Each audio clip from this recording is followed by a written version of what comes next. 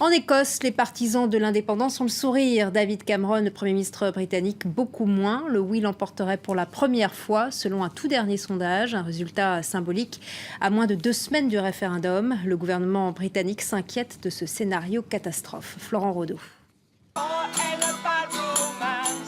Il chante pour une Écosse indépendante.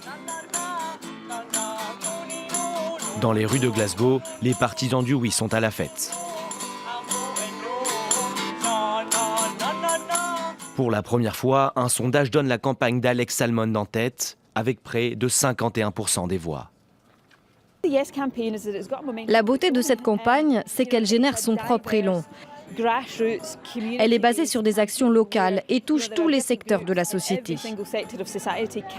Pour moi, c'est un mouvement qui ne peut pas être arrêté. À l'autre bout de la ville, la parution du sondage inquiète les unionistes du Better Together. Le vote anti-indépendantiste comptait jusqu'à 22 points d'avance, mais l'écart n'a cessé de se réduire. Le gouvernement britannique n'a pas tardé à réagir et devrait présenter de nouveaux transferts de pouvoir au Parlement écossais. Vous verrez dans les prochains jours un plan d'action qui donnera plus de pouvoir à l'Écosse, concernant les taxes, les dépenses, les prestations sociales. Ce plan sera effectif lorsque l'Écosse aura voté non au référendum. Le non, donné vainqueur dans une deuxième enquête d'opinion également publiée dimanche. Alors qu'il reste un peu moins de 2 semaines de campagne, la pression s'accentue sur David Cameron.